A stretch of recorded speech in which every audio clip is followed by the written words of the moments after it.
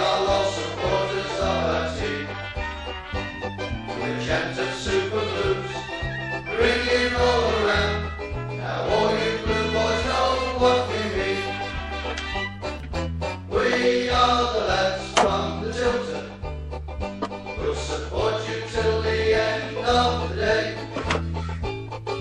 We're so happy following the blues. We love you, what more can we say? Let's hear you in the pub, singing in our song, helping and sharing the load. It's worth the point at home when we sing together. We're there at the end of the road. We are the lads from the Tilton. We'll support you till the end of the day. We're so happy following the blues. We love you, what more can we say? We have the team that's tops here at St Andrews. They're gonna give us what we're longing for. It's Birmingham forever. Let's hear it from the stand. So come on, sing this song once more. We are the lads from the Tilton. We'll support you till the end of the day. Nicholas. We're so happy. Is that a cue? Is that a cue? That's No, it's not. It's a storm. Hey, ladies and gents, it's 7:30 and it's a Monday night. Of course, this is what Monday nights are for. It's the Tilton Talk Show coming to you live across the airways tonight, and don't forget on Switch Radio tomorrow night as well. Of course, we're sponsored by Boyle Sports, the principal sponsor of Birmingham City Football Club, with our good friends at SAS Autos, Bawdsey Labour Club, and Garrison Coffee. Have I got it right this week, Chris? You have? Oh, yes. Introducing the one and only Mr. Natalie Peters. Good evening. And, of course, Mr. Robe. Hello, everybody. Good evening. And Shiny himself, Mr. Sheen. Good evening, all. Mrs. Brown. Eh? My good self. And, of course, the one and only Lee Clark, ladies and Woo, woo, gentlemen. woo, Lee woo, woo. Clark. Who are you? Who are Hi, you? Who are everyone. you? Who are you? Welcome, Lee. Thank you. Thanks for having us on. It's all right, mate. Actually, you're quite good looking, really, aren't you? Yeah, he's in real life.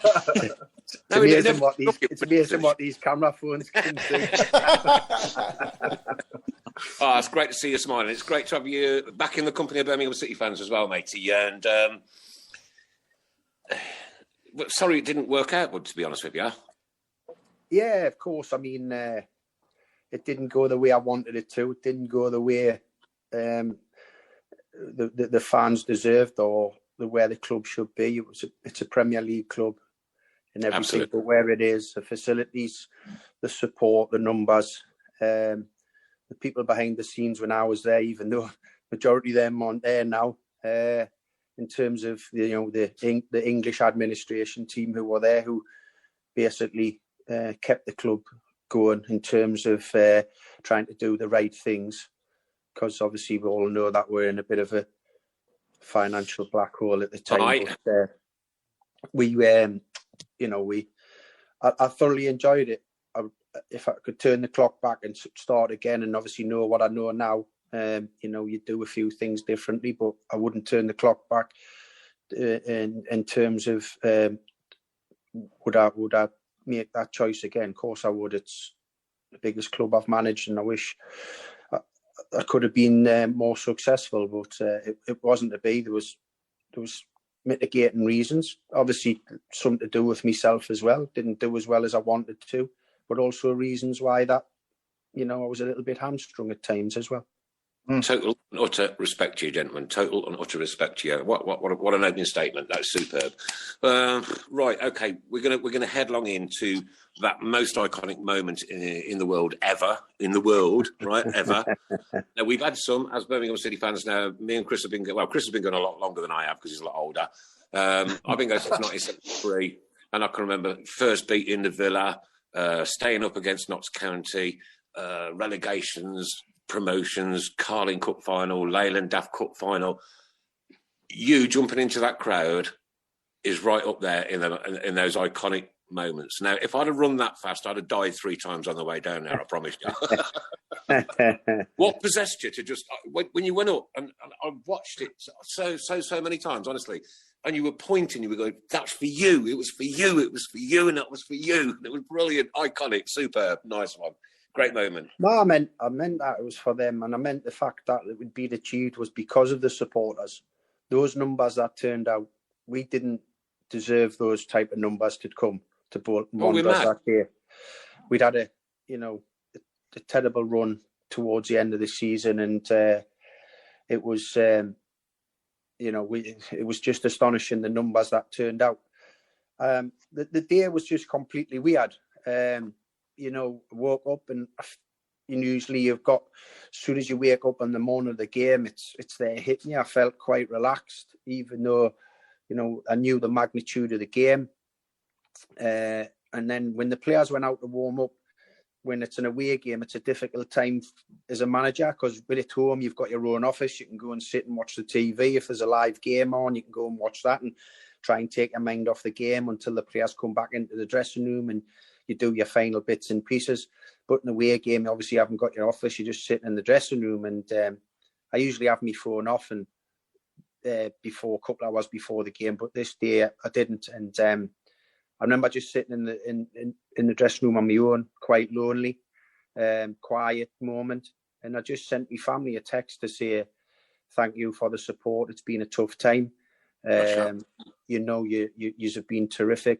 I've give everything. Sometimes it doesn't work out, but I know you'll be there waiting. And I switched my phone off and then got ready for the game. And even at 2-0, I felt we'd playing some decent stuff, and they had 2 breakaway chances. And I just turned to Malcolm Crosby and Richard Beale and Steve Watson and said, we'll get the result. It all depends what's going to happen with Doncaster's result. But I just felt we would. It was, even though the game, we were running out of time and we're 2-0 down and staring into the abyss. I don't know if you call it craziness on my part, but I just felt we did. And when we got the equaliser, and then the whistle went, it was just all the emotion that had come through. Because, to be honest with you, leading up to the game, the thoughts of the club going down, that totally consumed me, in terms of, I wasn't bothered about my own personal position or reputation. I was bothered about what was going to happen to the club and what was happening to the players and the supporters. That's all that mattered to me. Nothing else was of importance to us. So what would have actually happened, Lee? Have you been given any specific ideas about what would have happened had it turned out for the worst that day? It's difficult to say. I was on record as saying, when I'd done the press, which lasted for hours after the game, that the club could have went into Armageddon in terms of dropping into the League One and the financial position of the club as well. So, it doesn't bear thinking about. And that's why that emotion came out. And it was just me just saying thank you to the supporters for just being unbelievable that day. And whenever you talk about fans giving you that backing through thick and thin, that was an unbelievable example of the supporters backing us. Even at 2-0, the noise that was coming from the way end, the continuous singing, that all week, which, you'd obviously, if you were in amongst the fans, you might have heard 1 or 2 people who were disenchanted, of course, but in terms of the general noise of the support, it got louder and louder, and it just, that was me just saying, these players on the pitch, or the ones on the pitch doing it, but yous were just as important and played as such a huge part, and that was just phenomenal. Can you see them good? Wow. Whenever anyone mentions yourself, Lee, to any of our fans, the first thing we think of is passion. Absolutely. Passion and desire, and if you could kick the ball yourself, obviously, and run on the pitch again, watching you from in the stands, I could see it from a mile off. You was kicking every ball, weren't you, from the dugout? Yeah, it was. Listen, it was tough, and you were kicking the advertisement boards as well. Yeah, that was the night. That was the night at Burnley. I was doing a good impression of me good pal Tamuri there. Well, what happened that night? I think I went upstairs on the Saturday game before, and we'd got a positive result. So I thought I'll go back upstairs and watch the game from behind the dugout upstairs, which in an ideal world, I'd like to do that every game because you get a much better viewpoint higher up than you do when you're standing at ground level, you know, and you see so many different things. And even and especially if I used to sit down in the dugout, which I very rarely did at St Andrews, you were like looking actually along, all you could see was like the players' feet and you were looking above. So it was, so I thought I'll go back upstairs and I just felt, I mean, we ended up being 3-1 down in the end and we got the 2 late goals by Kiko, but we had some terrible refereeing decisions in the game. And I was sitting with the fourth, the referee assessor next to us, and he was agreeing with everything the referee was doing, and there was some of the most diabolical decisions. And I was like, what chance you got when the assessor who's sitting up here, I was actually agreeing with the poor decisions that the man his assessment's making. I got wound up upstairs, so when I went downstairs, I had a pop at the fourth official, and then obviously we got those 2 late goals, and that was my, you know, I was a bit peed off, and that was me, you know, getting the frustrations out of what I felt would been dealt a really poor hand by the officials that night, you know. And what damage did you do to yourself? Yeah. Pardon?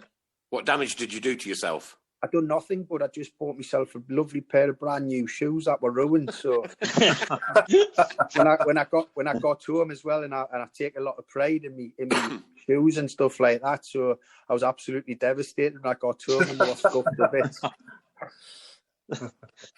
Well, not even a bruise. No. Who would you say, Lee? Who would you say was your best signing for us as the manager? Who would you say was the best player you signed? Well, there was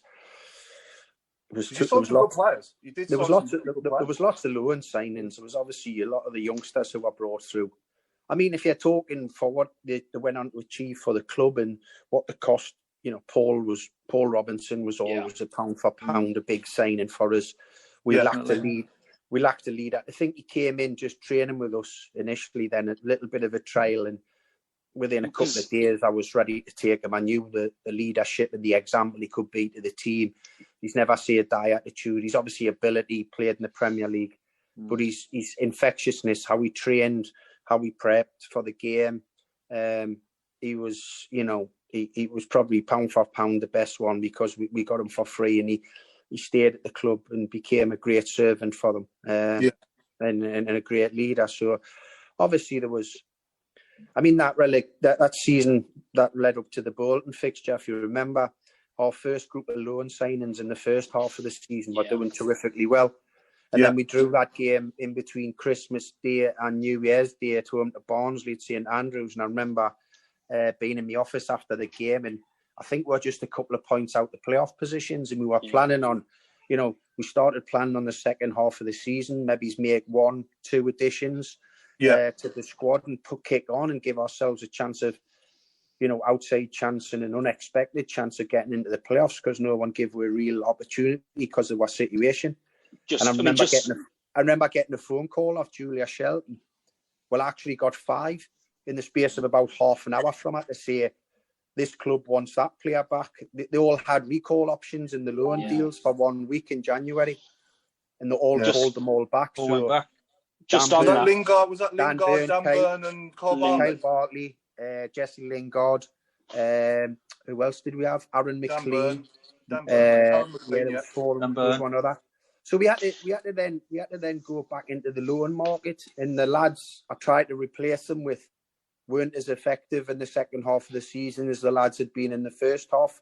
Talented players like they were, Emir Hughes and Albert Rusnak, and the couple of Man U boys didn't hit it off at all. They didn't produce the level of performance.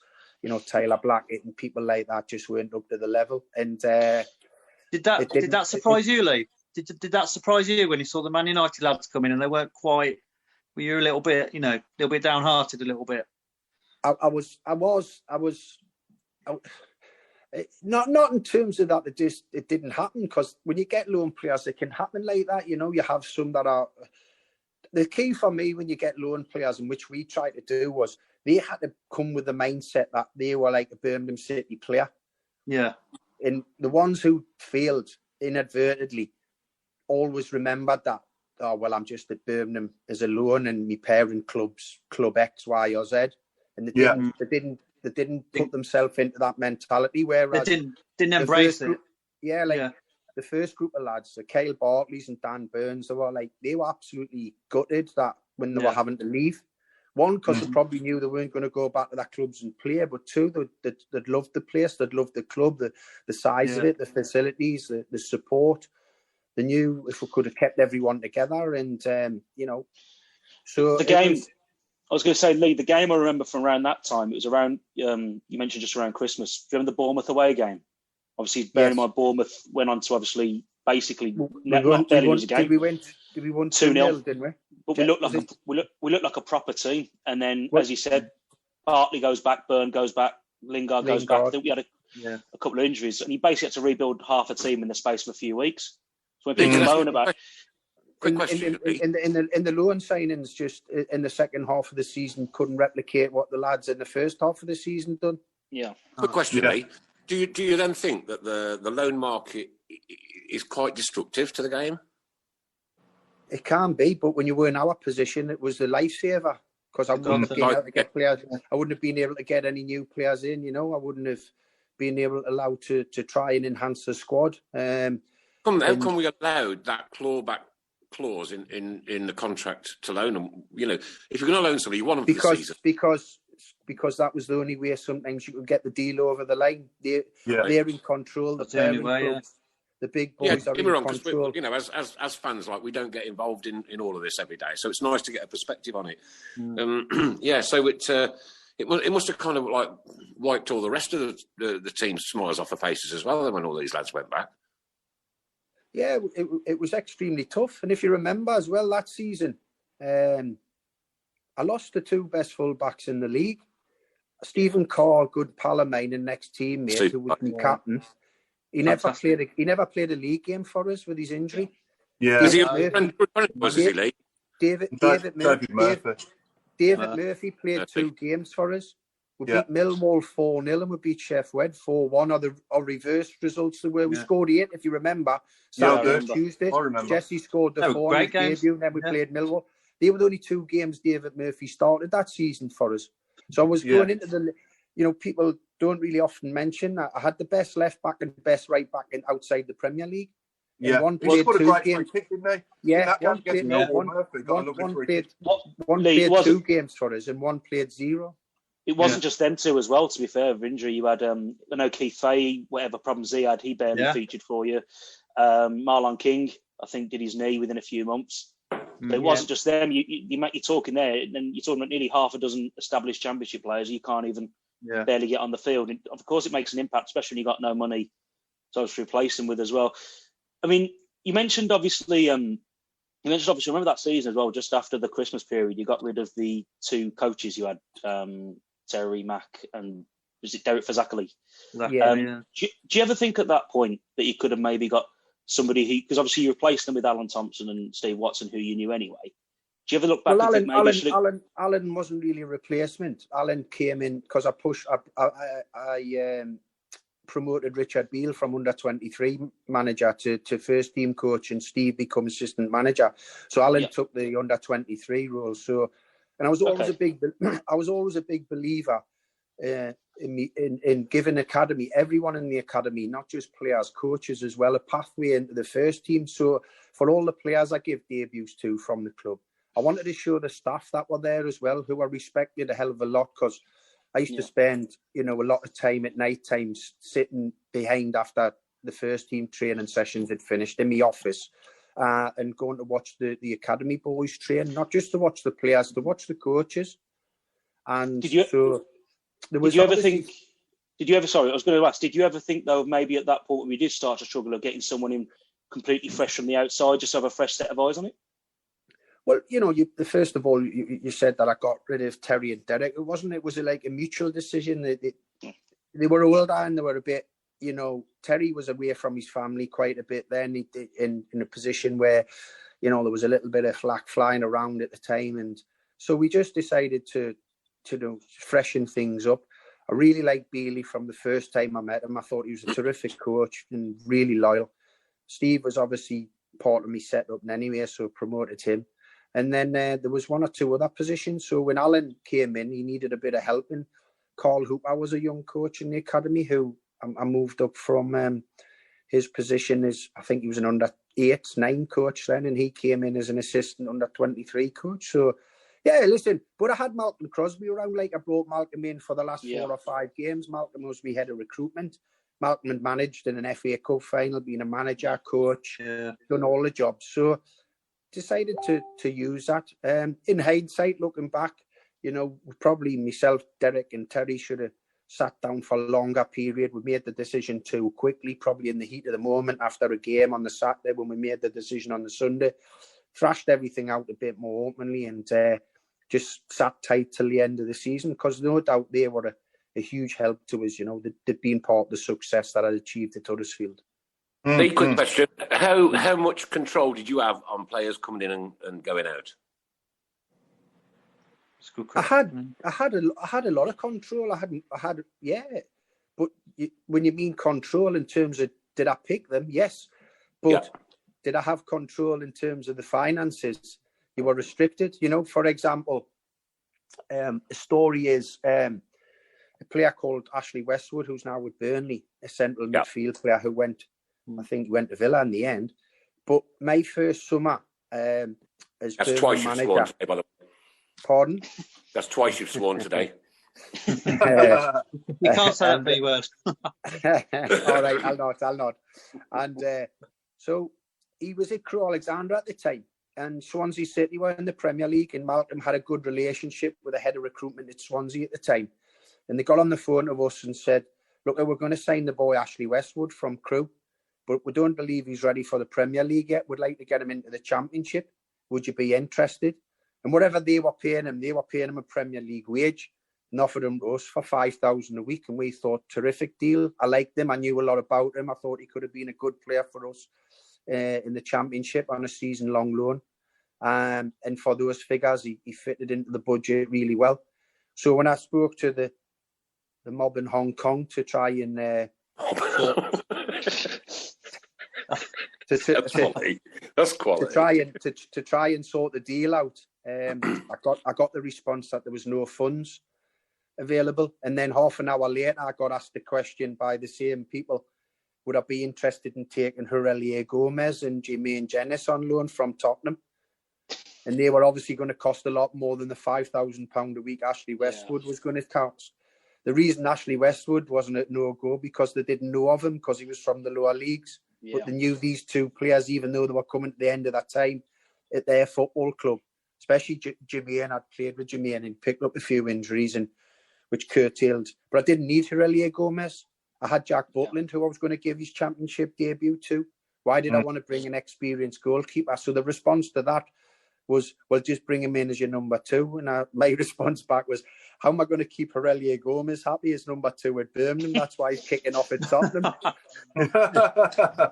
So that just showed you that showed you when I was trying to deal in the transfer market, some of the hurdles I was coming up against. Yeah. And that's sometimes what you have to deal with. If those owners, they can't get a big name in, they don't know someone, and and he's not like a high profile name like Ashley Westwood wasn't at the time. But we knew for a fact that I'd watched him and I knew he was going to be a talented player. And he certainly would have made us a better team than we were then. We couldn't do it, but we could then 25, 30 minutes later go and pay even like probably quadruple the money I was going to do for Westwood to get those 2 lads on loan from Spurs. Yeah. That followed the pattern of every Friday getting a fax from Hong Kong with the team that they wanted us to pick. So I used to have a lot of fun putting that in the shredder. Crazy, man. Okay, I've got something really important to read out now. If we could just have a minute and a half of hushty. Lovely Brenda Brown sent me a message a little bit earlier and has asked me to read this out. Please read and share this update on Tommy Plant's funeral. Tommy was a young lad who sadly passed away a couple of weeks ago.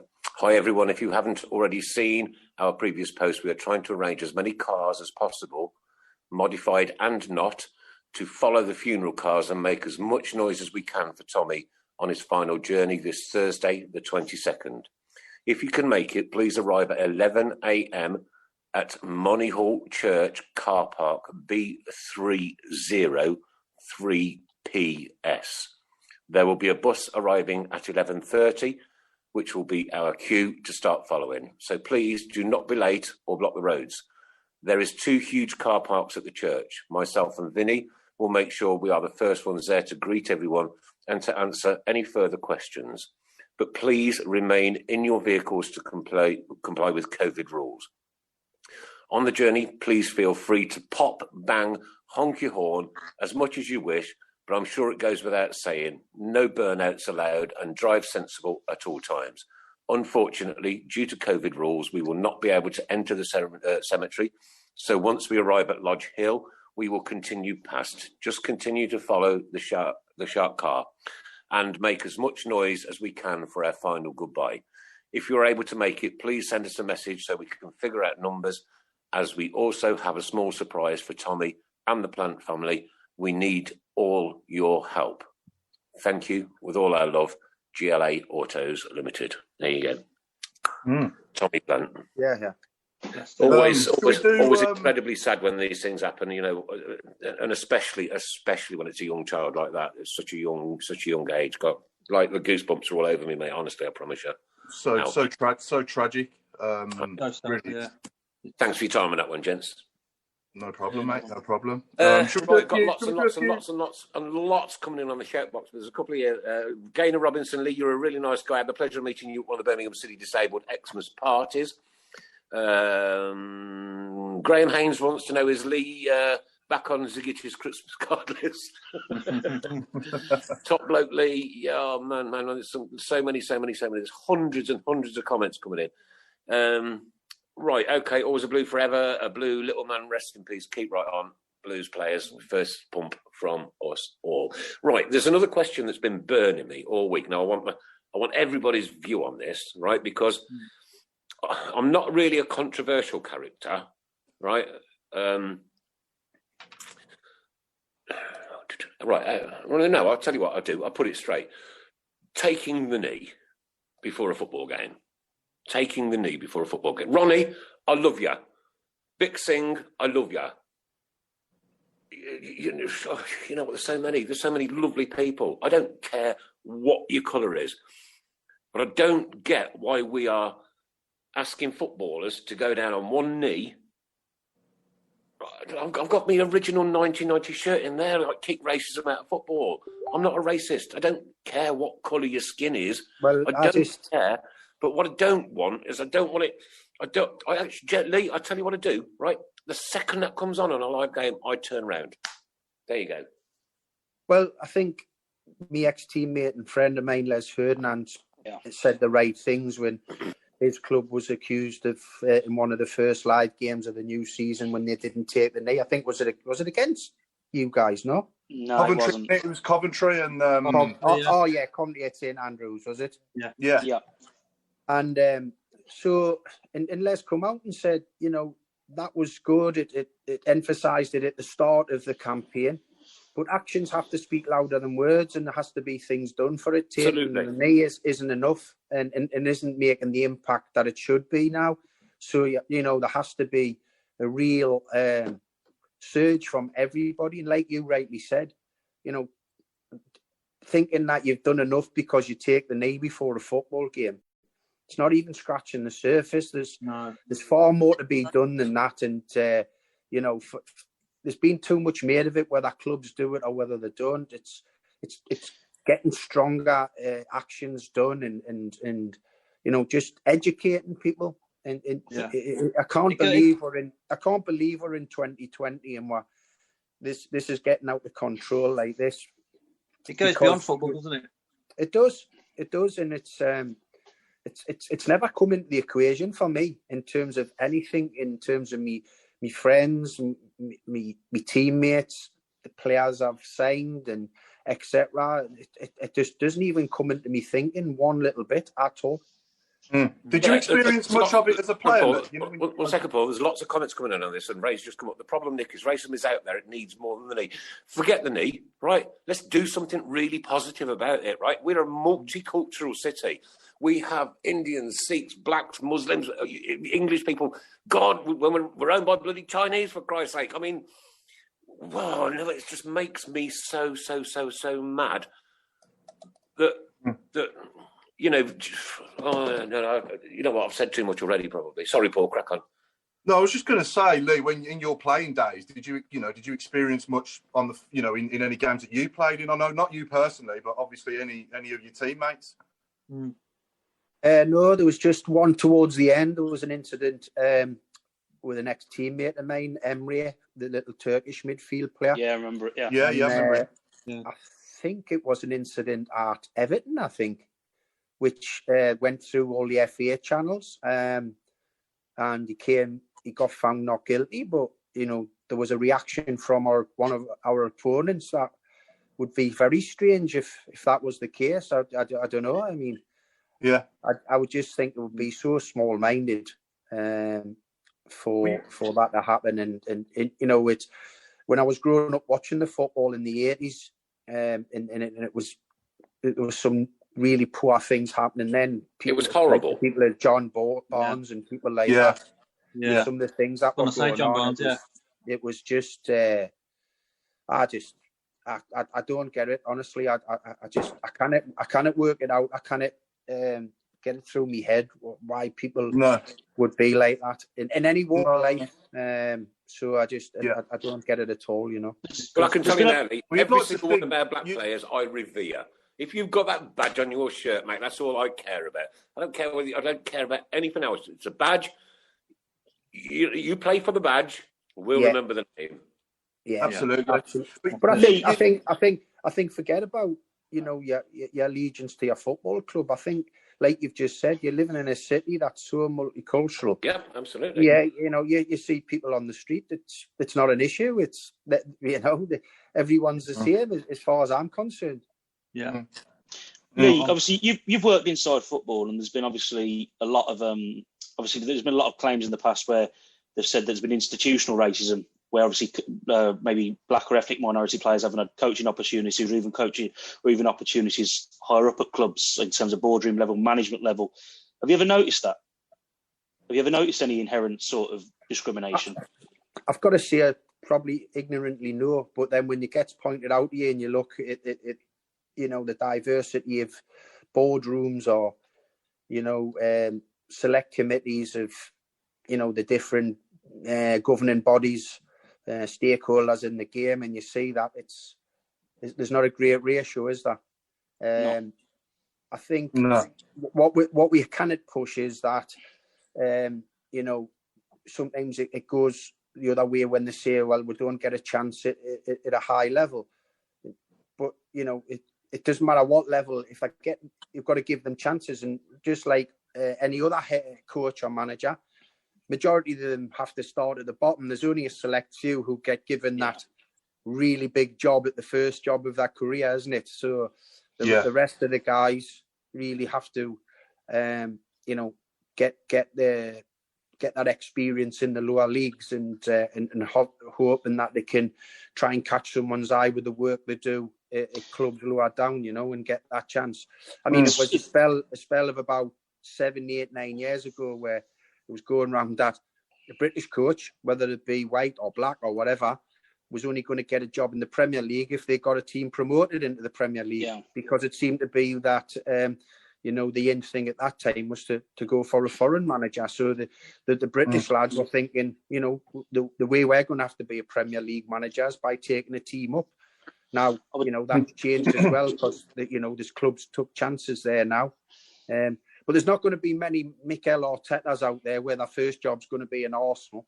You're going to have to start maybe at League 2, at League 1. And it will be difficult, when you go down to them levels.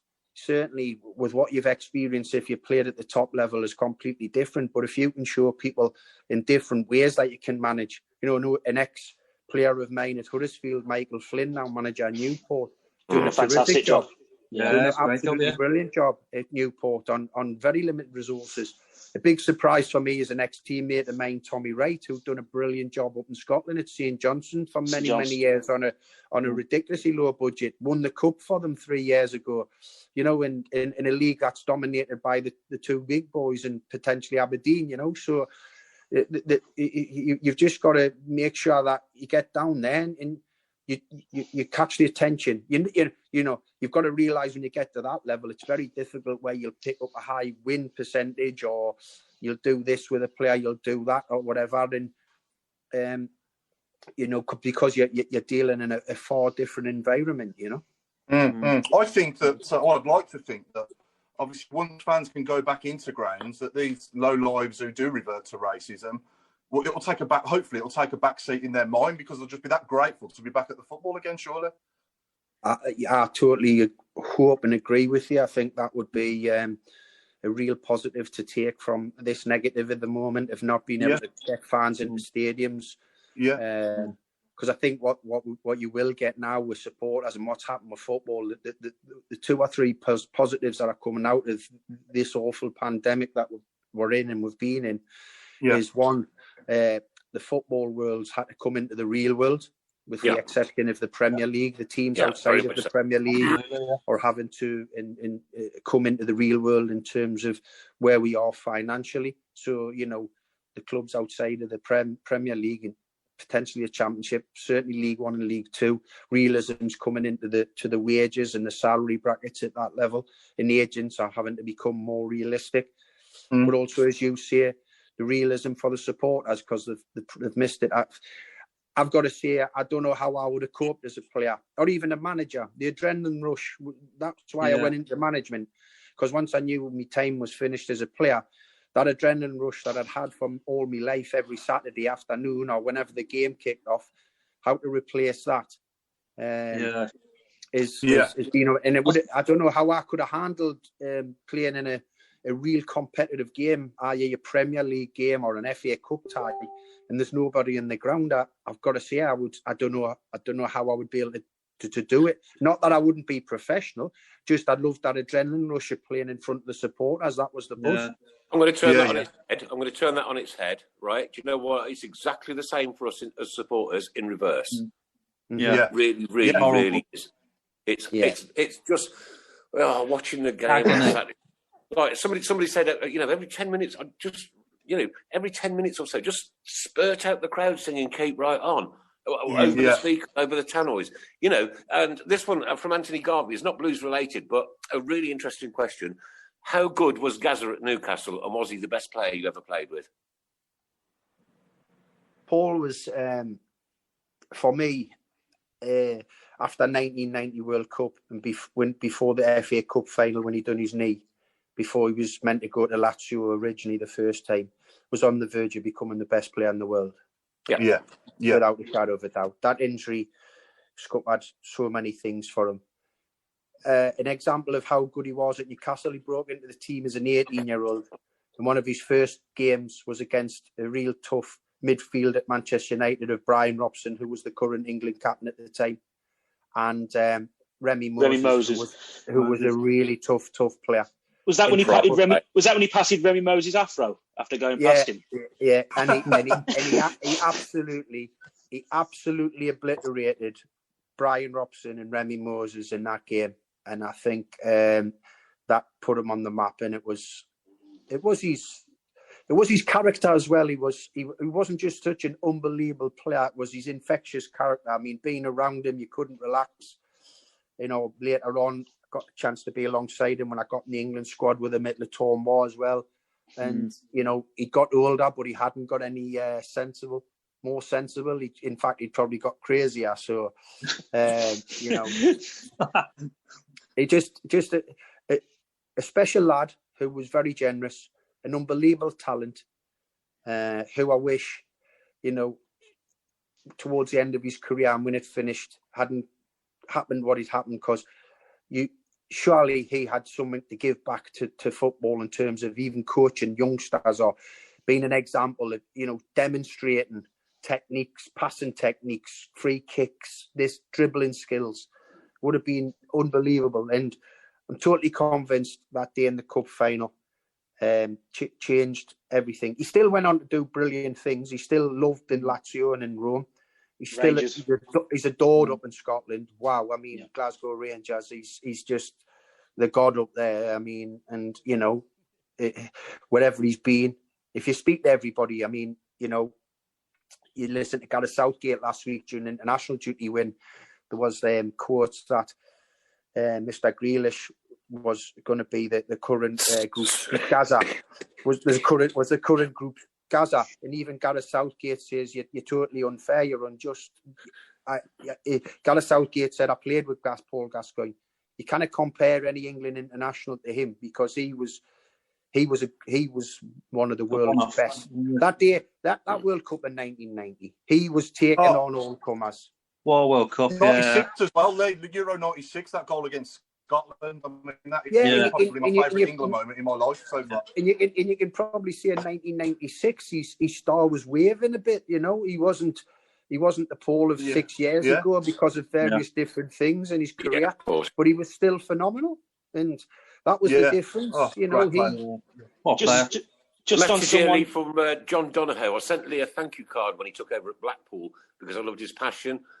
And the stick he took was shocking at Blues. But listen to how he's explained things just now. I said at the time, the loans blew our season. Bless Tommy and his family. Keep right on. We got a few questions from our fans, Lee, that I've put out there in the way. No, you haven't. You've got 57. I'm not going to ask you 57. I'm going to pick a few out. So Craig Courtney's asking, this is a tough one for you, actually, so I don't mean to put you on the spot, but in terms of fans, who is more passionate, Brummies or Geordies? No, listen. Good question. Listen, you watch him go blank. Watch him go black now, and I lose his connection all of a sudden. Come on, Lee, you look a bit nervous. It's very similar. What I would say because of what's happened over such a long period of time for the Blues fans, it's been a tough time, and they've never wavered in terms of the support of the team. Yeah, I think it's so very similar. That's why, you know, hey, listen, and I've never been frightened to admit this. The day I lost my job, when Julia Shelton, you know, asked us to come down to the stadium, I shed many tears when I took that letter because I was losing the job I loved being in. Was it tough? It was very, very tough, but I loved it. You know, I was hoping I was going to be the man to be able to turn it around and get the club where it should be and where the fans deserve to be. So when I lost that job, it was, and that's the passion I had for it. And you know, I'm a black and white, and I love that club as well. But when I was at Birmingham City, that was, you know, a tough 24 hours. You know, when I left that position, and you know, I'm not ashamed to say that I shed tears, you know, when that decision was made, and it was a real tough time. Was it tough to play for Sunderland as well? Yeah. Do you know what? It was.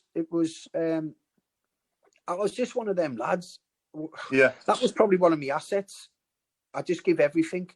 Yeah. I give everything in what I do, and if it hasn't been good enough, as long as I can look myself in the mirror and say I've tried to give everything there for whoever you are. And I went there.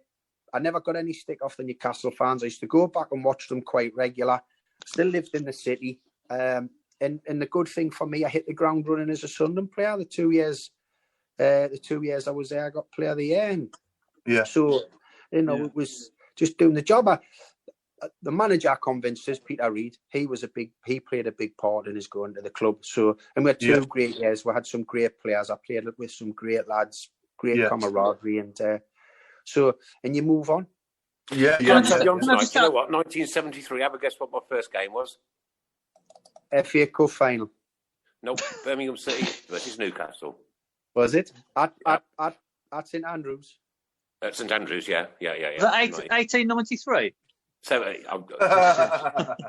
sorry. A few people as well are mentioning. A few people as well are asking the question about a certain player urinating in your fish pond in your back garden. Yeah, this is an absolute belt, isn't it? This was doing the social media rumour mill on one of the times where Ravel didn't start one of the games. He was on the bench, I think, for a game or two. And I wasn't on social media, but the media team and my son got to show us the message. And apparently I'd had a party back at my house and invited all the players. And I caught Ravel Morrison urinating in my fish pond in my garden. One, I didn't have a fish pond. Two, you know, I had great family life down there. My family came and lived with us in Birmingham. I made great friends and where I lived, so we had a great social time. But never, and my staff used to come to the house with our partners regular for a bite to eat and a drink, but never once did the players turn up, and certainly that was never the case. So, just on Ravel though, was a lie then. Just on Ravel though, we'll talk about Gaza a few minutes ago. Was Ravel similar to Gaza in a way in terms of how you had to obviously deal with him as a player? Well, there's a famous story, isn't there, where the team had been in before they came out onto the grass. They'd been in the gym doing their strength and conditioning with Nick Davis and the strength and conditioning sports scientist guy who was different class for me. And they were in there, and as they came out onto the grass to do the warm up to get ready for the main session, he just pointed out that Rav hadn't made it into the gym, and then Rav come running past us. So as he came past, I just said to him, Rav, you need to go in the gym and do your strength and conditioning before you come out. And he's like, what do you mean? I'm not allowed to train. I says, well, you are, but you have to go and do your half an hour session in there first, so you'll miss some of the ball session. So he decided to say he was going in, and he was going to speak to his agent and all that. So he stormed off. We got on with the session. And when I went back into the training ground and went upstairs, my PA Rita, she pointed out that Rav was already in my office waiting for us. So when I went in, he had his sad puppy dog eyes on, and his head was down, and he apologised. So when I just tried to explain what it was for, and what he basically explained was he wasn't very good at the weight circuit, and he used to get embarrassed doing it in front of the players. And I says, well, explain that to me and the staff, and we'll do an individual program. We're not here to embarrass people. We want you to improve in all aspects of being a footballer, and that's not just with the ball. Because if I'd have said there was a training session with the ball and it lasted 5 hours, Rav would have been there the whole 5 hours. Yeah. So when he was in my office and I was trying to explain to him, you know, the talent he had, and I said, listen, you're probably the best player I've seen, and the one few current midfield players in the game who's as good as Gaza. And I seen him look at us quite blank, and he said to us, "Who's Gaza?" So then I had to say, then I was taken aback, so I had to say Paul Gascoigne, and he says, "Yes, Gaffer, but who's Paul Gascoigne?" Joking. And then another example of Rav, and you know, he was harmless. He did get himself into trouble. Did he mix with the right people off the field from where he was from? Probably not. No. Were they good for his career? No. I see him.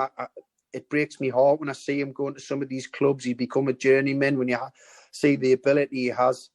If you remember, we played Middlesbrough when your current manager, Aitor Karanka, was manager of Middlesbrough. We played them in a Friday night game. Yeah. At St Andrews, live on Sky. Yeah. So we trained at Wast Hills on the Thursday before the game. We'd done some tactical work. It wasn't a heavy session because we wanted the team to be fresh for the Friday. And I remember going into the staff changing room later on that night. It was about 5:30, 6 o'clock on the Thursday night. Players had been and gone for hours. They'd had their lunch and were gone. And I could hear some noise coming from the first team dressing room. So I was wondering, well, that's strange. So I went in, and there was Rav and about 5 or 6 of his mates all taken in the showers and not getting washed up. And I was like, Rav, what you doing? Where you been? He says, oh, Gaffer, I've just been playing up on the top pitches, the academy pitches with my mates, 2 pots in, 2 goals and then whoever wins. And so he'd been up there running around for 4 or 5 hours. When we've tried to just do the session, he needs to just get rested up. But he didn't think it was anything bad. And I was trying to explain to him, you've got a big game tomorrow night against Middlesbrough. You've been on the grass for 6-7 hours now. And that was just him as a boy, I could have stood there and give him a telling off and said unacceptable. But then when I was thinking about it, when I was speaking to him, I'm thinking, well, at least it keeps him off Keeps him out the newspaper, so doing dodgy things. So at least I know where he is. Yeah. What sticks in my mind there is Crystal Palace away. Crystal Palace away when we beat them. Was it 4-0? What a night. Yeah, 4-0. Yeah. What a result. Shane Ferguson free kick. Yeah. Rav, we're on fire that day. Rav, Nathan Redmond, Shane Ferguson were on fire that night. I mean, they ended up getting promoted that season. Yeah. It was interesting. It was interesting. I just read Jack Butland's quotes when he went to Palace the other day, and they must ask him had he had any experiences of Sellers Park, and he brought that game up on the Friday night. We absolutely blew them away. We were outstanding on the night, and it was. Well, we could have had 6 or 7, couldn't we, that day? I think that was the period when we had a little bit of a problem with strikers. I think Ziggy was out injured, Marlon King, Peter Lovencrads were all out. We ended up had a little spell where I played Rav and Nathan Redmond up top, and they were absolutely sensational. I remember going to Ellen Road once, and they were sensational. They just didn't have that natural instinct of scoring. I think they had about 5 one-on-ones in the game, and the combination players they were playing was just... And obviously the team knew they had speed that could go down the sides, but we couldn't play any long balls up to them. So the passing movements that we had, and it was just a shame that phenomenal that one of them just didn't have a little bit more of a natural instinct to finish up this, because they were making numerous chances. I loved it. In fact, when the strikers became fit, I was quite tempted to stick with the two of them because I was enjoying watching them play. But obviously, you needed a focal point up there, you know. So yeah. Going back to Blues days, Lee. I know a lot of people have asked this, but can you just give us your view on what happened with the Big Ziggich? Because I'll be dying to ask you. Well, nothing. We had a great relationship. It was just I'd come. You know, this had been going on for a few weeks. What Ziggy was that good, and he knew he could be that. When he fancied it and he was up for it, he was unplayable. But when there was days when he wasn't, and this applied on the training ground as well, it became quite frustrating, and it did for the players. But he was a harmless guy. He was this had been a continuation of me speaking to him, saying, you know, we need you at it every day. You're a senior pro. You're an example for your own benefit as well to keep your eye in. And you know, it just and we tell them before I went out into the media, I called you know, the senior team, the players who I had, they had their own group that, you know, went together and sorted things out for me. So I didn't always have to be in the dressing room. If things were going wrong, they would rectify it. And I asked their opinions and they were supportive. So when I went out into the media, this wasn't just a knee-jerk reaction. And obviously people will make an assumption that it is because it's the first time I brought it up. But this was over a period of 3, 4, 5 weeks, you know. This wasn't just one training session. And I thought this was the time to do it, but it never affected our relationship. It was funny because it was when he used to come and see me, he would sit down, but I used to have to stand up, so I was on the same sort of height level as him. There's 3 sides to every story. Yeah. There's some of the things. There's the Ziggich side, there's the Lee Clark side, and there's the social media side. Absolutely. And listen, and Ziggy would tell you that's exactly the same. And you know, he was. Listen, I liked him. There was no problems. I see when his contract ran out and he lived in the same part of the city as me. So I seen him after that when he left the club. And I know then Gary brought him back for a little spell. That's life. I never ever made a decision, signed or got rid of a player for personal reasons.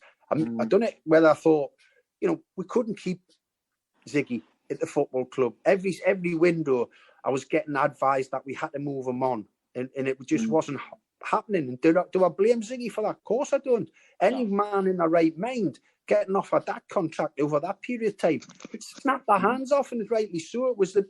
It's the people who were given those contracts out without the clauses in should be held accountable. No, not the player. And because of the predicament we were in, it meant I had to sell the young players I wanted to build the club around, the Jack Butlands and the Nathan Redmonds, and we couldn't get to the level where we wanted to be and make sure they would stay as well. So, you know, inevitably I had to lose the players. With the money he was on, was there any resentment between him and, as we say, a lot of the other players who'd have been like a fraction of the wages he was? Was there ever any problems as a result of that? Never. Not that I witnessed. He was very popular. He's popular in the dressing room. After that Bolton game, he delightfully dipped into his wage packet and bought all the beers on the way home. So, but he even then he bought the cheap ones. He didn't even buy the expensive lagers. Kieran Moore says, "Thank you for Bolton away, Lee. Lifetime memory. I watch the video. Blues fans all the time. Keep right on." And Craig Masters says, "What was the message you gave to the players in the dressing room before that Bolton game?" Just go out and fight and give everything. I didn't say too much, to be honest with you. I said probably more at the end of the game. There'd been enough talking. Sometimes words don't matter, do they? The seriousness and the size of the occasion, everyone knew. I sensed it. So sometimes when you're in a dressing room, you sense things, and you can when you go in as a manager and you just sometimes talk for talking's sake, it doesn't have the right impact. And, I could sense the steeliness. The players were motivated. There was a focus. They knew this was last chance saloon. Do you know what I haven't mentioned as well when we talk about that time? Because I've had lots of questions since about, you must have went out and celebrated that night.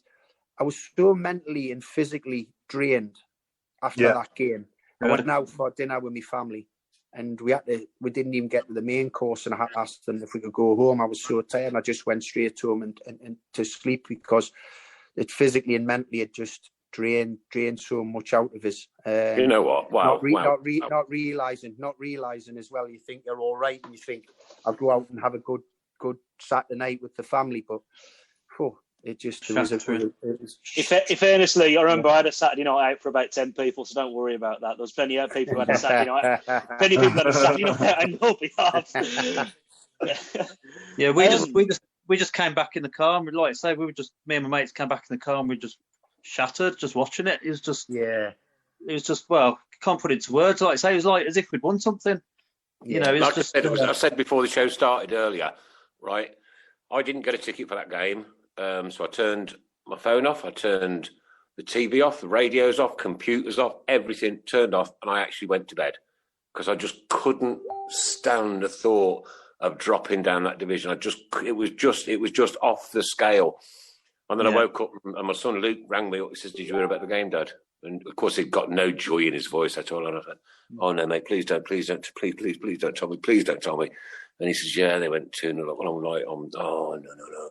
And then when he said, and Cadiz scored at the end, and we've stayed up, man, I was just like, well, I used to be able to stand on my head as a child. I can't do it now, but I was always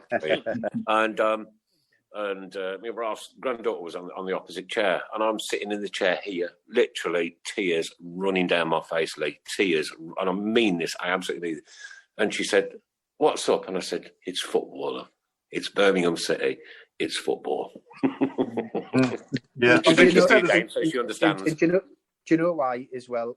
We talk about who's going into the crowd, because ultimately I've been lucky to have been a player and a manager. But did you get done for that, by the way? I'm just a fan. It's hard. I get done for it. Yeah, did you get done for it? Yeah. No, I think if I'd have done anything, I mean, I wouldn't put it past them, by the way, with some of the things that they've done in the past. But if they had done us that day, that would have been absolutely ridiculous, wouldn't it? I mean, don't stifle the manager from showing his emotion, whatever you do. No. I think Paul Cadiz actually said, didn't he? It was the only headed goal he thinks he ever scored at the time. He said it was the first headed goal he'd ever scored. But somebody asked that question earlier, Paul. When was his last headed goal? And I can't remember one.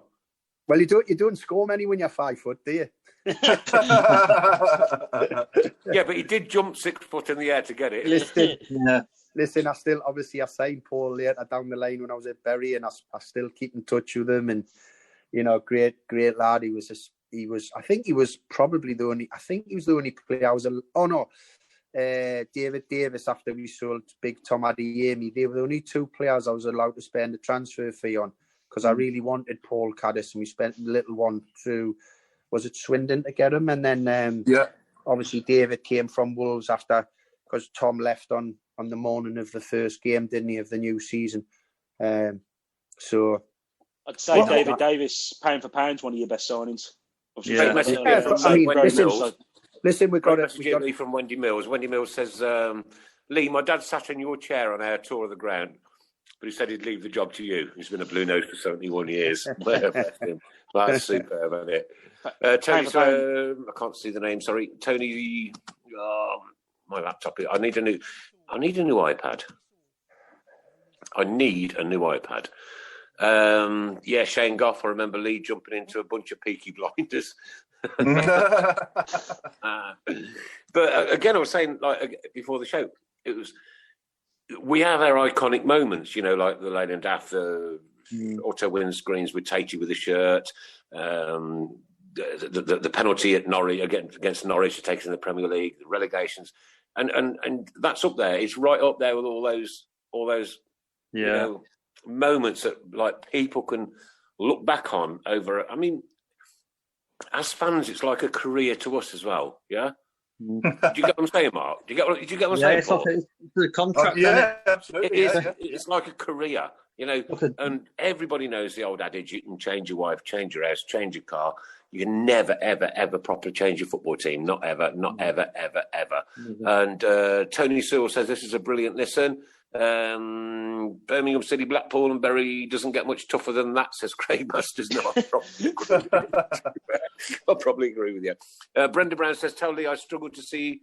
Oh God, why is it when you start reading something, it flicks off the screen? Tell Lee I struggle to see who it was at first. Thanks. Sorry, Nick. No, you're right, Paul. You crack on. Oh, sorry, I was just going to help you out. Tell Lee I struggle to see who it was at first. His looks has changed, but still very good looking. I think she's trying to say. Brenda's on the Paul. Brenda's on the Paul.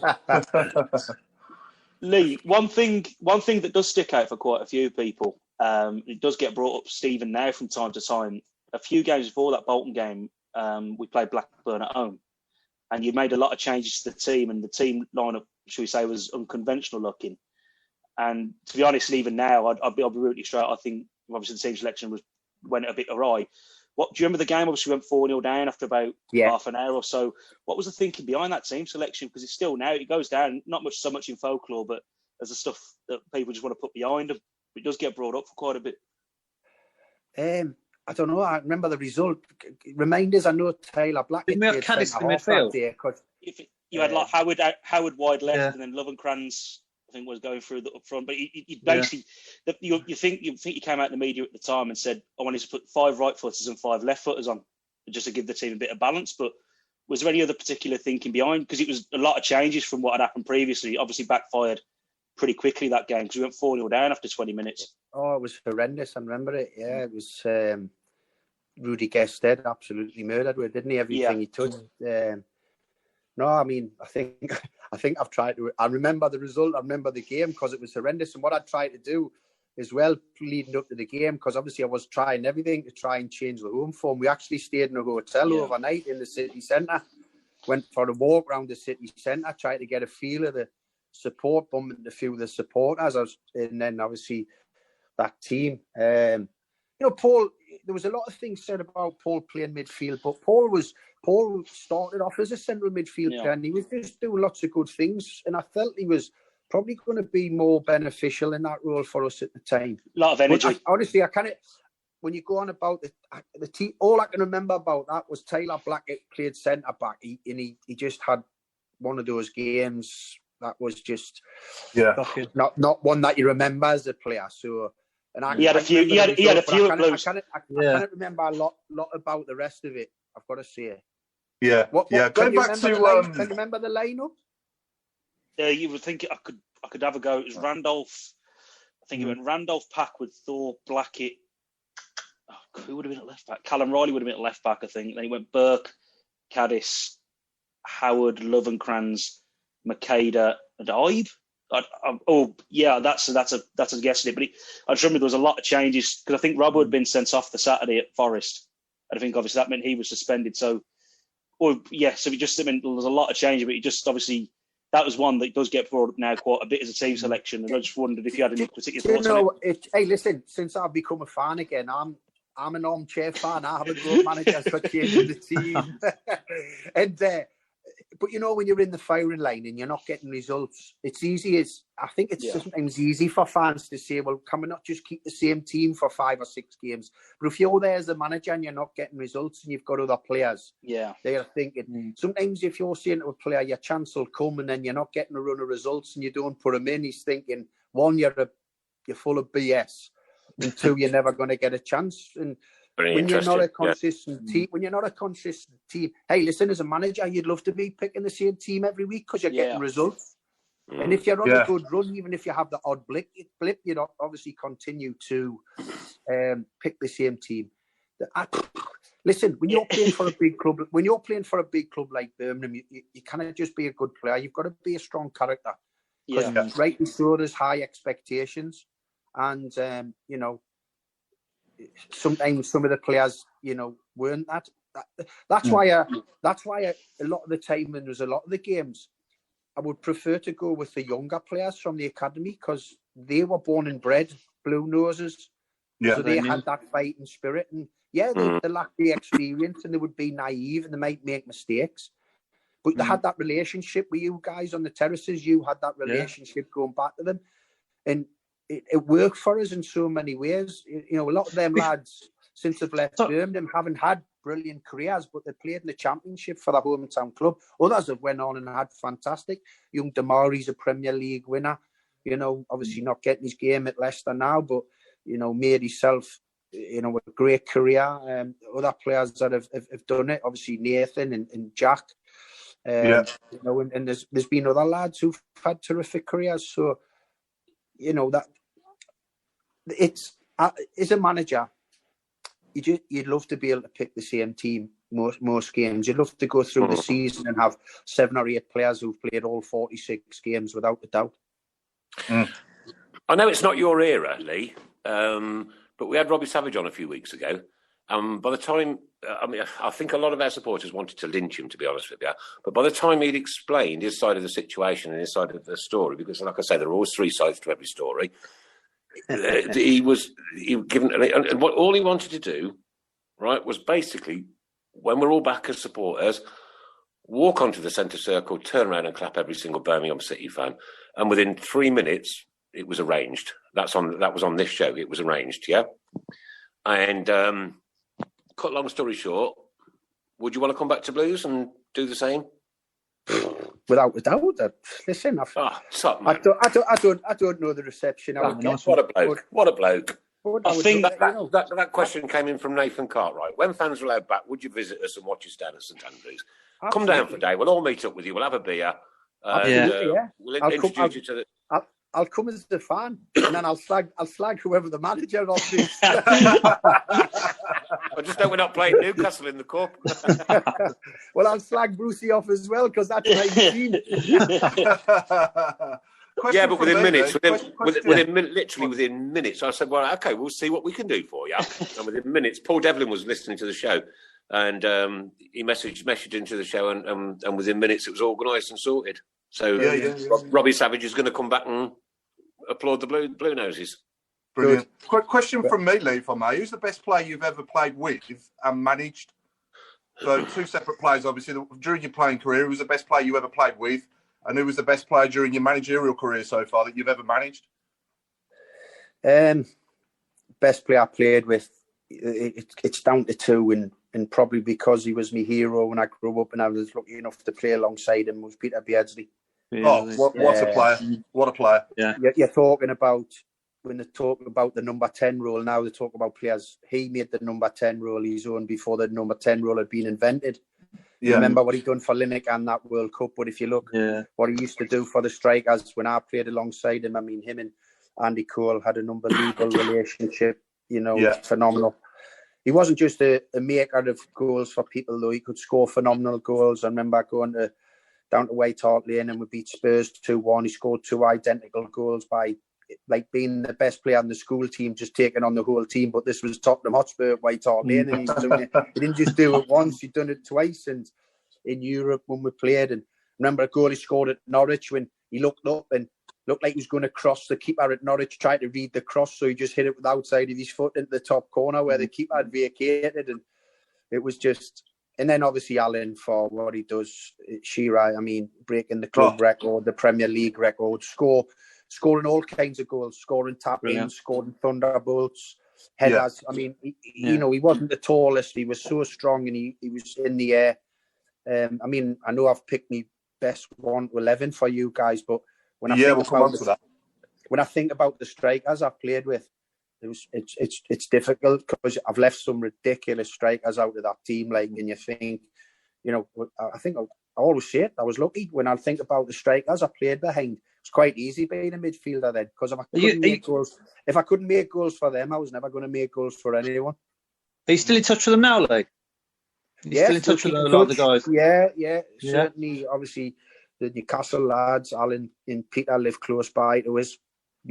Coley, I still keep in touch with. Les, through the football world, still keep in touch with. David Kelly, who was one of the first. Mickey Quinn, still see Quinny on the talking circuit. Just when you see Alan Shearer next, right, just remind him that Ian Bennett was the only goalkeeper to ever save one of his penalties. And who was he playing for? By the way, there's another link between me and Benno played in the same youth team together at Newcastle, and then I at Newcastle. I bet that was interesting. I signed Benno. He was a great lad. He actually saved 2 penalties in the playoff semi-final when we beat Eddie Howe's Bournemouth. He saved 2 penalties in the first leg. Down at Bournemouth, for Huddersfield, absolutely, yeah. We signed him. Yeah, I had a young goalkeeper called Alex Smithies who was exceptionally good, and I brought Ian. Yeah, I brought Ian Bennett in, and Benno was class. And I knew Benno since I was 16 because we played in the same youth team together. Different class. Brilliant. Great lad.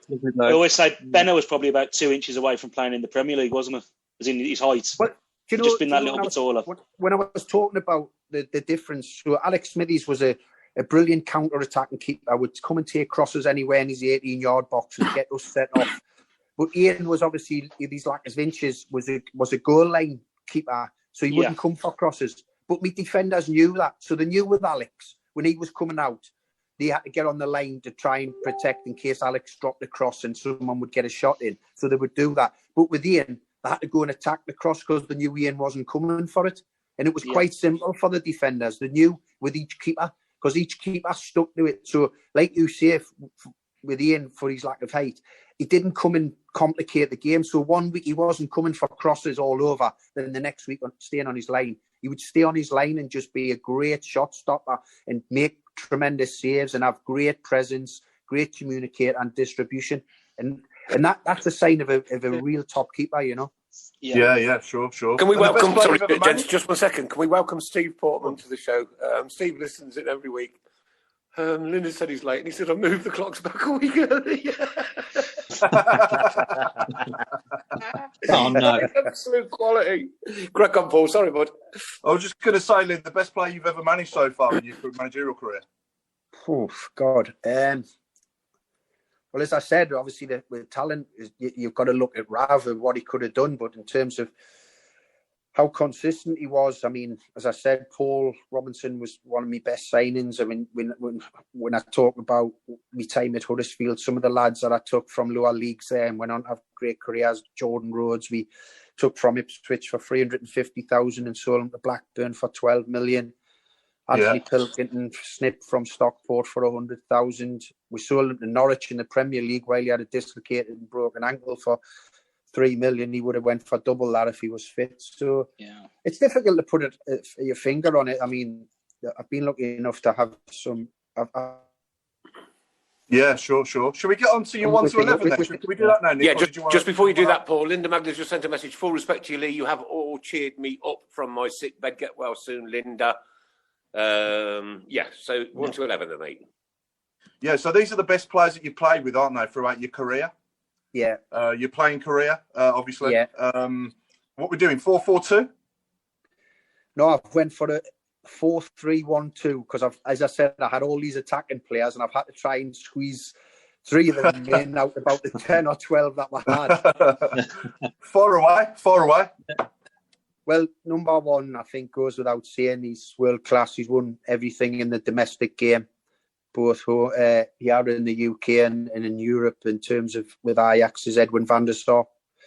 Lucky enough to have 3 great years with him at Fulham. We got him from Juventus. It was was a real coup at the time when we got him to come to Fulham. Yeah, brilliant. He left back John Beresford, who was very athletic up and down on the left-hand side, great deliverer of the ball. As I said, really, really athletic, not the biggest, but very competitive. Left-sided centre-half and left-footed Chris Coleman, who I played alongside and then ended up becoming my manager at Fulham. I actually keep convincing him I got him the job the day I scored the winner against Newcastle when he was interim manager. So my right-sided centre-half was just absolutely awesome in every sense of the word, and was 20 years ahead of his time, because I talk about centre-halves wanting to come out and play. Well, no one was better than this guy, Philippe Albert. Oh, absolutely. That goal against Man United. I was going to say the goal in the World Cup as well against Germany, '94. Yeah. He was that good. You could play him anywhere. I mean, he scored a goal one day against Manchester City, and he played about 8-1-2s going through centre half, centre midfield, centre forward, then just slipped it past the keeper. He was an out and out striker, so he was phenomenal. And a great guy, a really good guy. The one that sticks in the head is the Man United. Sorry, I was going to say the one that sticks in the head, the chip against Man United. Yeah. Did you play in that, Lee? Was you playing in that game? I was involved in that game. Yeah, great. I remember that. So, right back, obviously, a few options. Barry Venison was a very experienced player, very consistent. Big pal of mine, Steve Watson, who done really well as a right back. Steve Finnan, who I played with at Fulham, went on to win the Champions League at Liverpool. For us, but I've gone for our own blue nose and captain of the Carling Cup winning team, Stephen Carr. Yeah. What a man! I played with Carsey. I played with Carsey second time round at Newcastle. We're good pals. We're very good mates, and we still keep in touch. We see each other quite regularly. He's living Ask over him in to come on for us. You've got no chance. You've got no chance. Because he just doesn't. He's miserable. He doesn't want to speak to anybody. He's just a pain in the backside. Unless he's taking money off you playing golf. So that's me back four. The middle three is a flat three. Is Robert Lee.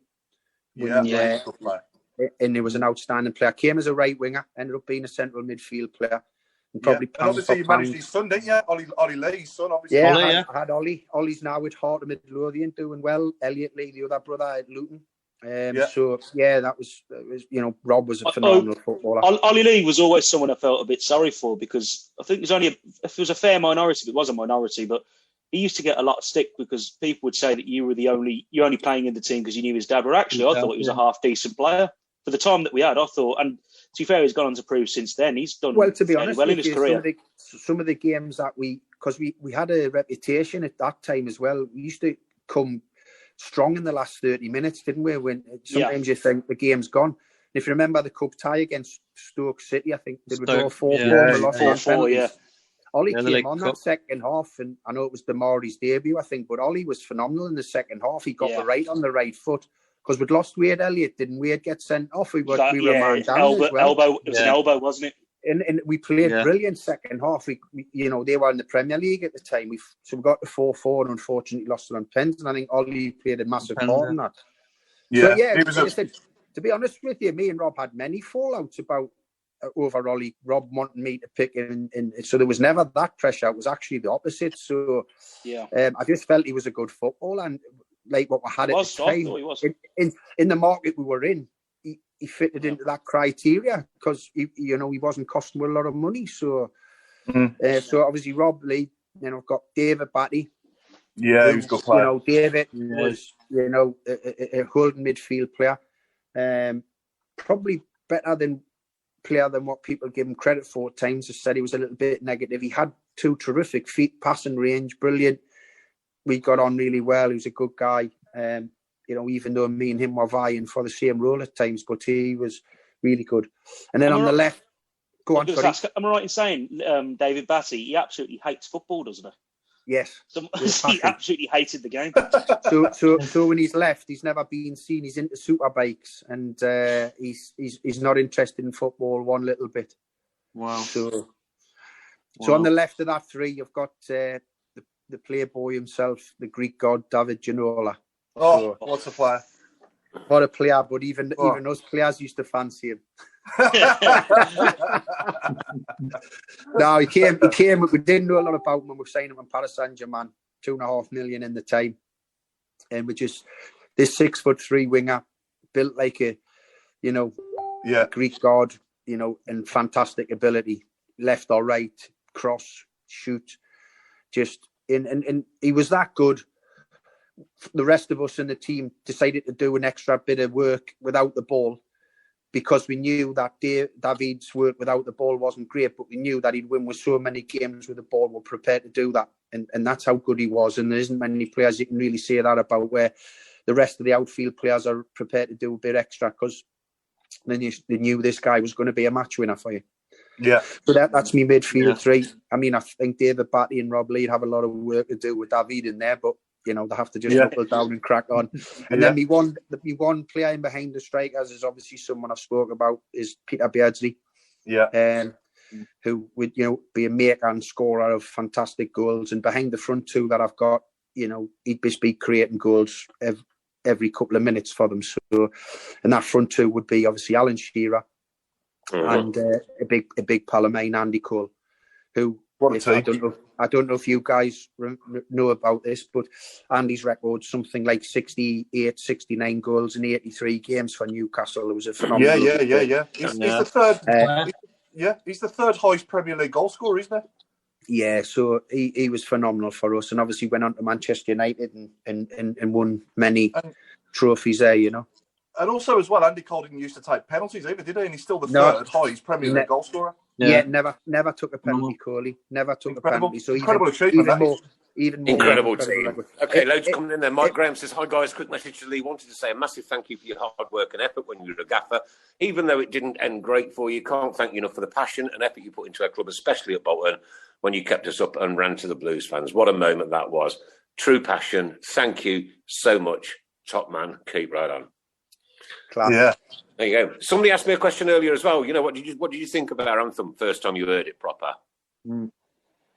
Yeah, obviously you get to know it and you get to find about the history. You do your due diligence on the club, and you want to know what the anthem is of the club and what the fans you won't want to sing. And it's there was some, like I said, there was many occasions late on in games where we got results in the anthem came up, and it's very special. That's the stuff you want to try and create on a weekly basis. We unfortunately couldn't do that. Before he came, Lee. Sorry, Nick. Did Newcastle have an anthem? Yeah, Local Hero it's called. Yeah, Dire Straits, isn't it? Mark Yeah. I was going to say, before you came to Blues, Lee, did you sort of realise how big Blues were, or what did you know about the club? Did you know about the rivalry with them lot up the road and all the rest of it? What were you? Did it live up to your expectations? Or stuff like that. Yeah. Oh, well, listen, you never expect what I walked into in terms of the size of the club and the support and the training facilities. I spoke a lot with Chris when Chris was leaving. I think Chris played a big part in me getting the job. So I sat down with Chris and talked about the group of players. And, he did say was, Lee, listen, go in with your eyes open. One of the reasons he was moving on was he knew the financial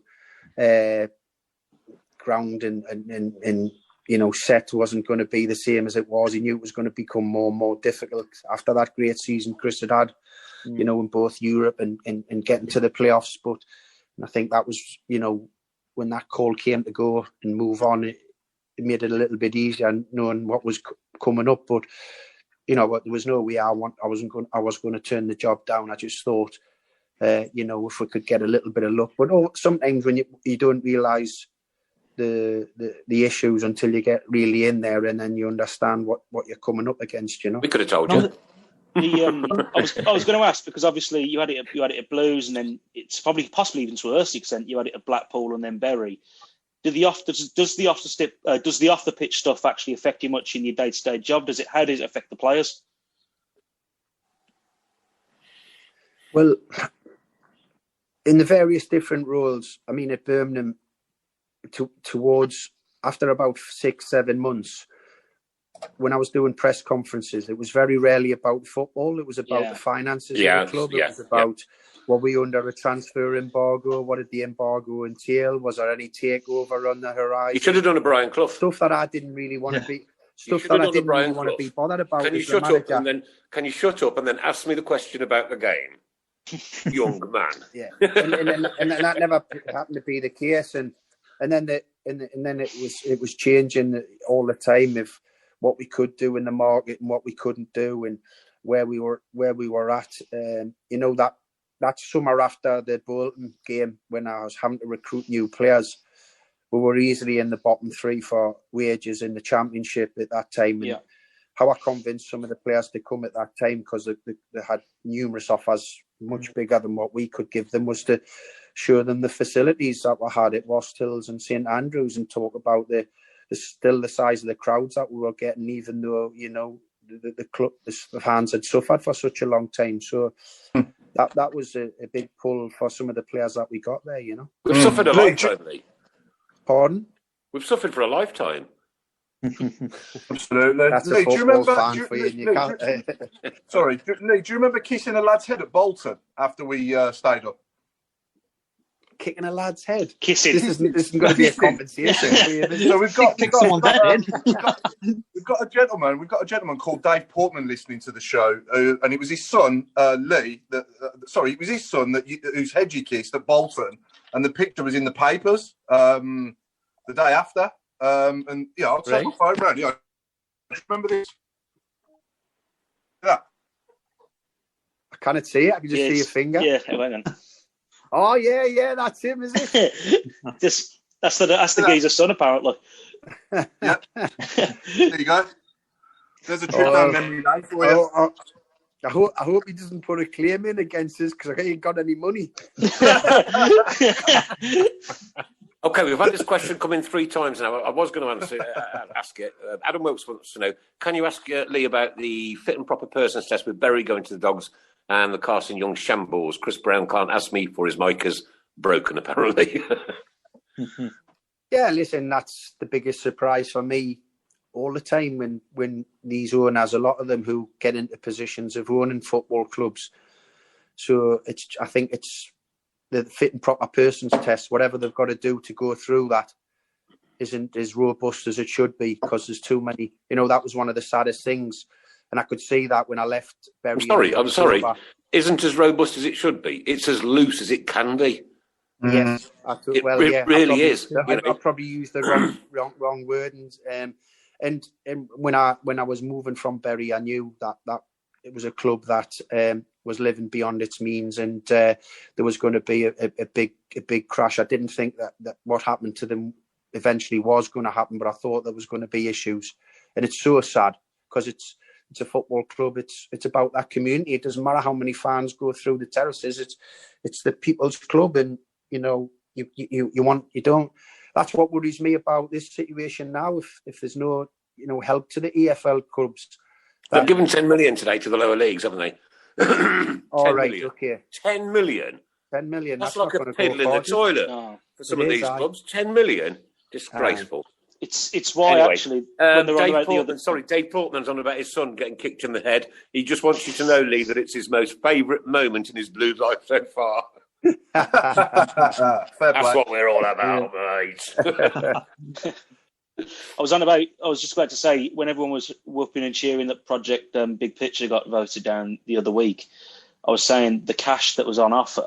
I mean, I know there was bits of that plan that people didn't like, but the cash that was on offer, if that dries up now totally, clubs are going to go to the wall. It's I thought it was very short-sighted for people to start whooping and cheering the fact that the actual plan failed, because now in the long run it could kill clubs, and we're talking multiple clubs here.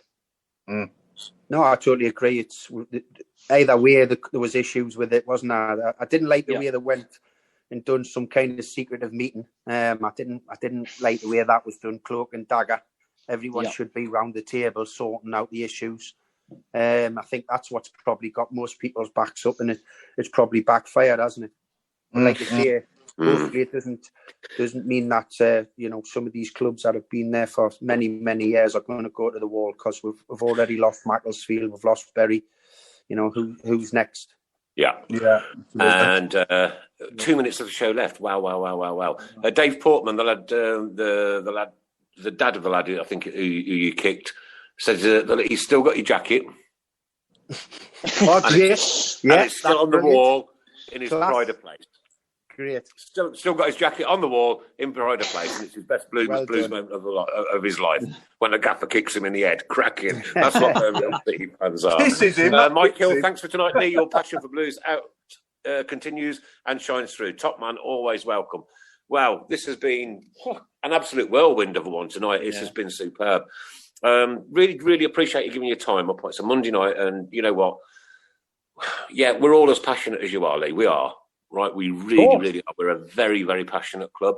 And what's going on at the moment around the world, we're hating as well as everybody else is hating. And because obviously, you know, everybody's, not everybody, but, you know, we're losing people as well. And so there's nothing we can do apart from just hang in there and wait for all this to somehow go over and we can get back to some kind of football normality. Well, anyway. Stay safe and healthy. That's what we've got to do, and then get back and watch our football team and get back to supporting them.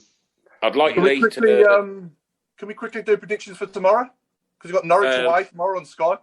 I forgot we were playing. You're going to watch it? Yeah, I'll watch it. Obviously, an old club of mine, Norwich, from my time when I was assistant manager there. So a lot of affinity for that club, but hopefully for the Blue Noses to get a result. Just a quick one from myself, and how's Aitor doing? How you getting on? How are you? Is things? How are the performances? How are the team? We've definitely improved from where we were at the last. We're a lot more structured, aren't we? Yeah, we're a lot more structured. We won't more of an attacking threat. We won't be going down this season, but to be honest, I spent a lot of time with me North East connections. I think I was obviously in between jobs when Aitor was the manager when he took Middlesbrough up, so I've seen quite a lot of them that season, and he had them very well organised and drilled, and that, you know, they ended up becoming successful. And you could tell early in the season that they were going to be one of them teams that were going to be there or thereabouts. Yeah. Mm. Yeah. I think we're nick a draw tomorrow. I think 1-1, 1 each. Mm. I'll take that. 1-1, yeah. I'm going to 1-0 Blues. 1-0 to Blues. I'll be honest with you, I think we look like we're going to struggle to score goals. I think if they get the first goal, we don't look like scoring many goals. I'll be optimistic. I'll say 1-1, but we like watching us sometimes this season already. It's been like watching paint dry. I mean, we haven't scored a goal from open play. We're going to be solid defensively, but we just don't create much. No. Yeah. Yeah, we haven't conceded a goal in open play. People, this is it. It's already 9:01, and I'm afraid we've got to close down right now. It's a shame, Lee, because I think we could have just carried on talking like till, I don't know, a week next Wednesday, to be perfectly honest with you. Put the clocks back. Hey, Nick, put the clock back an hour. We'll start with what? Do a Portman. You know what? The first proper blues manager we've had on, in the 10 years that we've been doing this, and this has just been a memorable, cracking show. From everybody connected with the Blues, Lee, we wish you all the best in the future. And thank you for that absolute iconic moment. And I'm sure Dave Portman's little one is still happy that he got kicked in the head. Kicked in the head. Thanks for having me on. It's been an absolute pleasure. For the memories of managing your fantastic club. Can I ask one quick last question? The way I wanted it to be. Can I have one more quick question, Lee? Have you got a fish pond? No. Judging by the rain that's coming down outside Yarrow in the northeast, I might have one in the morning by the time I wake up. Ladies and gentlemen, girls and boys, right on. Talk show sponsored by Boyle Sports and with our good friends SAS Autos, Boys and Labour Club, and of course Garrison Coffee. Lee Clark. Hey. Cheers, guys. It's been a pleasure, mate. Getting excited now. Don't forget, we want to see you back down the Blues one day, mate. Yeah. You've got keep in touch, because when all this is over, we definitely want to meet with you. Send us a text and I'll get myself down. Have a beer for you guys. Super. Ray Hobro, one of our long-term listeners, wants to know what you thought of the main stand, behind you. Because we've now named it the Ray Hobb Romaine stand after him. Yeah, they were the one that used to give us pelters. Nah, great. All the best, thanks. Cheers. Cheers, Lee. Bye now. Yeah, Mr. Kiss. Yeah, good night all. From myself, good night from Mrs. Brown, because he ain't got a microphone. And Lee Clark, your end of message is. We're so happy. Not going to work. it's gone. Gone, isn't it? Signal gone. Has he done one? Not sure. I think he's signaling. Looks like he's froze. I think he's signaling. What a proper program that was, kid. That was brilliant. Brilliant. Superb. Absolutely superb. That was so enjoyable.